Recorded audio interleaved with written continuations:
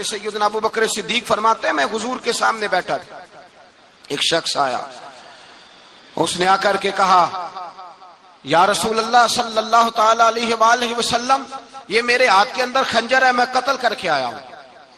قاتل کھڑا ہوا، ایک طرف قرآن مجید کا حکم ہے کہ جس نے ایک آدمی کو قتل کیا پوری انسانیت کو قتل کیا، حضور یہ خنجر ہے، قتل کر کے آیا ہوں۔ میرے مصطفیٰ نے فرمایا کس کو قتل کیا؟ عرض کی حضور سگی بہن کو مارا ہے، سگی بہن تھی، میں نے قتل کر دی۔ میرے نبی پاک صلی اللہ علیہ وسلم نے فرمایا کیوں مارا؟ پیار نہیں تھا؟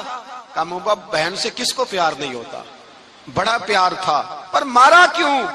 تو صحابی رونے لگے، کہنے لگے محبوبہ میں بڑا پیار کرتا تھا، پر وہ کافرہ تھی، مشرکہ تھی، بڑا پیار کرتا تھا، جب بھی اس کے پاس جاتا وہ آپ کے بارے میں بات چھیڑ دیتی، میں اس کو کہتا سارا کچھ کر لے میرے نبی کے بارے میں بات نہ کر دوں، میں ہر شے سہ لیتا ہوں، پر مصطفیٰ کریم کی ذات کے بارے میں کوئی بات برداشت کرنے کی طاقت نہیں رکھتا، یہ والا جملہ نہ کہنا۔ میں اس کو روکتا، منع کرتا، وہ باز نہ آتی۔ کہتے ہیں آج اس نے اتنی سخت بات کی کہ میں اس کا گلا کاٹ آیا ہوں، قتل کر دیا ہے۔ حضور میرے لیے حکم کیا ہے؟ تو نبی پاک نے فرمایا جا، تیرے اوپر کوئی سزا نہیں، تو نے جو کیا ہے اچھا ہی کیا ہے، نہیں اچھا کر ڈالا ہے جو تو نے کیا ہے۔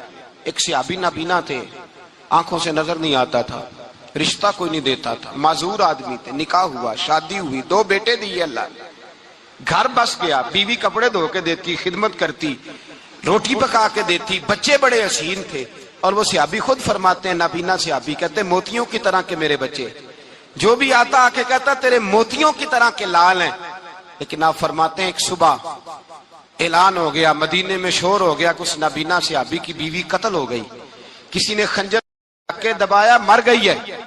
کہتے ہیں اس کے لواحقین اکٹھے ہوئے، در رسالت امام پہ آئے، آگے کہنے لگے حضور ہمارا قاتل ڈھونڈ کے دیں، ہماری بیٹی کو کس نے مارا؟ میرے رسول پاک نے مجمع پہ نظر ڈالی، فرمایا بھائی مجھے کہنے کی ضرورت نہ پڑے، اگر قاتل موجود ہے تو خود اٹھ جائے۔ خود اٹھے، وہ نبینا صحابی بیچ میں سے اٹھ کے کھڑے ہو گئے، کہنے لگے سونیا قاتل کوئی بار نہیں، میں خود قاتل ہوں، میں نے مارا ہے، میں قاتل ہوں، میں نے مارا ہے۔ مصطفیٰ کریم سید عالم صلی اللہ علیہ وسلم نے فرمایا تجھے تو اس کی بڑی ضرورت تھی، بڑی حاجت تھی، تیری بیوی تھی، تیرا گھر سنبھالتی تھی، تیرے بچے تھے۔ صحابی عرض کرنے لگے حضور سارا کچھ ٹھیک تھا، پر وہ آپ کی بے ادب تھی، حضور اس کے آنے سے میرا گھر بس گیا، روٹی پکنے لگی، کپڑے ملنے لگے، اولاد ہونے لگی، میں دنیا پہ آ گیا، لیکن محبوبہ میں نے وہ سکھ کیا کرنے ہیں جو تیری بے ادبی پر تعمیر کیے جائیں۔ یا رسول اللہ مجھے کیا حاجت اس چیز کی جس میں آپ کا پیار ہی نہ ہو، یا رسول اللہ آپ کی محبت ہی نہ، حضور میں نے قتل کر ڈالا ہے، مجھے بیوی نہیں چاہیے، مجھے وہ والی چاہیے جس کی زبان پر رسول اللہ کے نام کے ترانے ہو، جو حضور کی محفل کرنے والی ہو، نعت پڑھنے والی ہو، جو نبی پاک علیہ السلام کی ازواج کا، اولاد کا، بیٹیوں کا ذکر کرنے والی، مجھے وہ بی بی نہیں چاہیے جو بی بی بے ادبی کرے۔ میرے نبی پاک صلی اللہ علیہ وسلم نے محلے داروں سے پوچھا، فرمایا بات اس کی ٹھیک ہے؟ کہا حضور واقعی بے ادب تھی۔ نبی پاک نے فرمایا اٹھو پھر چلے جاؤ، اس نے انسان نہیں مارا، اس نے گستاخ رسول کو مارا ہے، اس نے ایک گستاخ رسول کو مارا ہے۔ بھائی یاد رکھیں نبی پاک کا پیار ایمان کا حصہ ہے، اس میں کوئی کمپرومائز نہیں، اس بات میں کسی قسم کی کوئی گنجائش ہے، ہمارا کسی شخص کے ساتھ کوئی رٹا نہیں زمین کا، اللہ جانتا ہے، ہم تو اختلاف کی خلیج کو کم کرنے والے لوگ، کوئی اختلاف نہیں، اللہ جانتا ہے، اور دل روتا ہے کہ امت کٹھی ہو جانی چاہیے، رمضان المبارک ہے، جمعے کا دن ہے، منبر پہ بیٹھا، دل روتا ہے کہ امت مسلمہ کٹھی ہونی چاہیے، لیکن میں اس شخص کے پاس جا کے کیسے بیٹھوں جو کہتا ہے کہ نبی معاذ اللہ مار کے مٹی میں مل گئے، جو یہ لفظ کہتا ہے کہ محمد کو کیا پتا دیوار کے پیچھے کیا ہے، جو یہ لفظ کہتا ہے کہ گائے بیل اور گدھے کا خیال آ جائے تو نماز نہیں ٹوٹتی، رسول اللہ کا خیال آ جائے تو ٹوٹ جاتی ہے۔ مجھے بتلائیے میرے بھائی کس طرح کمپرومائز ہوگا، کس طرح ایسے لوگوں کے ساتھ اتفاق ہوگا؟ رسول اللہ کی محبت دین کا حصہ ہے، اور یاد رکھ رہے اللہ جانتا ہے کسی کے ساتھ ہمارا کوئی جھگڑا نہیں، نہ نیاز کا، نہ فاتحہ کا، نہ ختم کا، نہ درود کا، اس کا دل کرے دلائے، جس کا دل کرے نہ دلائے، مستحب ہے۔ جھگڑا صرف یہ ہے کہ میرے رسول اللہ کی شان پر بات نہ کرو، میرے نبی پاک کی عظمت کے بارے میں بات، درد دل سے بات کر رہا ہوں، خدا را اس امت کی دلوں میں رسول اللہ کا پیار رہنے دو، نبی پاک کی محبت رہنے دو۔ صحابہ ہر حال میں حضور سے، حضرت ابو عبادہ بن جراح نے میدان کے اندر اپنے باپ کو قتل کیا، کس کو؟ باپ کو مارا۔ حضور سید عالم صلی اللہ علیہ وسلم نے کہا ابو عبادہ تو نے باپ ہی مار دیا ہے؟ کہا حضور باپ نہیں چاہیے، رسول اللہ کا وفادار چاہیے، حضور وفادار چاہیے۔ نبی پاک صلی اللہ تعالی علیہ وآلہ وسلم کی محبت اصل دین ہے، اصل دین۔ اگر اس میں خامی رہ جائے، اس کے اندر کمی رہ جائے، ایمان مکمل نہیں۔ صبح قیامت رب کی بارگاہ میں تیرا کوئی عمل قابل قبول نہیں، کوئی تیرا عمل اللہ کے حضور قابل قبول نہیں۔ تعظیم رسالت میں اگر فرق آتا ہے، حضور کی محبت میں اگر کمی آتی ہے، تو تیرا کوئی عمل بھی قابل قبول ہے۔ محبت کا کیسے پتہ چلے گا کہ حضور سے پیار ہے؟ جی جو بندہ میلاد والے دن بھی سویا رہے، معراج شریف والے دن بھی بے ہوش ہو، رسول اللہ صلی اللہ علیہ وسلم کی ایک نعت بھی اسے یاد نہ ہو، اسے کبھی توفیق نہ ہو نعت سننے کی۔ یہ نعت پڑھتے ہیں نا حضرات تو کچھ لوگ جھومتے ہیں، کچھ مست رہتے ہیں۔ پتہ کیوں مست رہتے ہیں؟ انہیں نعت کے ذائقے کا پتہ نہیں۔ نعت تعریف مصطفیٰ ہے، اور جب محبوب کی تعریف ہوتی ہے تو دل مچل جایا کرتے ہیں۔ بھئی محبت مصطفیٰ پیدا کریں ان جگہوں پہ بیٹھے جہاں سے رسول اللہ کا پیار ملتا ہے۔ صحابہ کرام نے ہر چیز سے بڑھ کر رسول پاک سے پیار کیا، ہر چیز سے بڑھ کر۔ بھلا دی دنیا ساری انہوں نے، لیکن رسول پاک سید عالم صلی اللہ علیہ وسلم کا پیار انہوں نے اپنے دل سے نہیں بلایا۔ اپنی اولادیں لا کے حضور کی خدمت میں پیش کر دی، اپنے بچے لا کر پیش کر۔ حضرت عائشہ صدیقہ رضی اللہ تعالیٰ عنہ فرماتی ہیں ساری زندگی ابو بکر صدیق نے ڈانٹا نہیں، میرا باپ رفیق تھا، شفیق تھا، مہربان تھے، کوئی کبھی انہوں نے سخت گھورا بھی نہیں ہماری طرف۔ لیکن کہتے ہیں ایک دن میں حضور کے ساتھ گفتگو کر رہی تھی، بچی تھی، میری آواز ذرا بلند ہوئی تو کہتے ہیں جناب ابو بکر صدیق رضی اللہ تعالیٰ عنہ باہر سے دوڑے آئے، اندر آئے اور حضرت ابو بکر نے تھپڑ اٹھایا، میرے منہ پہ مارنے لگے۔ حضور آگے بڑھے، بچایا۔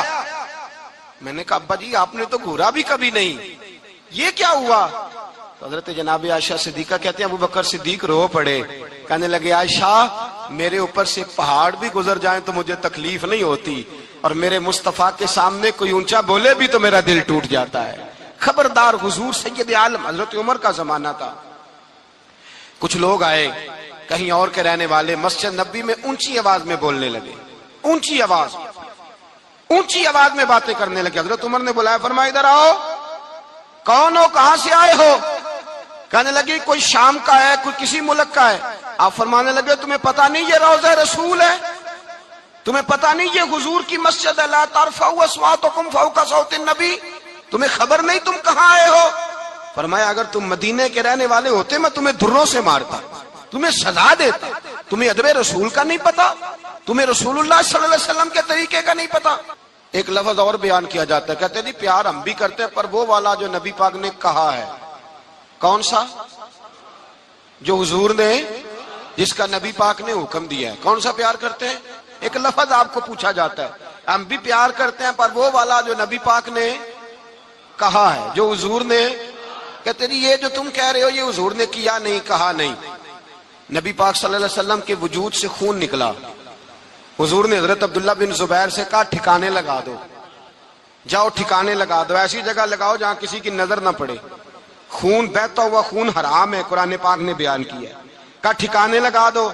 حضرت عبداللہ بن زبیر باہر نکلے اور حضور کا جو خون تھا وہ پی گئے۔ حضور نے کہا تھا پی لینا، کیا کہا تھا؟ ٹھکانے لگا دو، پی گئے۔ واپس آئے تو مصطفیٰ نے فرمایا کہاں ٹھکانے لگایا؟ کہا یا رسول اللہ ایسی جگہ جہاں کسی کی نظر نہیں پڑے گی، ایسی جگہ جہاں کسی کی نظر نہیں پڑے گی۔ حضور نے فرمایا پی گئے ہو؟ کہا حضور پی گیا ہوں۔ فرمایا جاؤ نبی کا وعدہ ہے تمہارے وجود کو جہنم کی آگ چھوئے گی بھی نہیں۔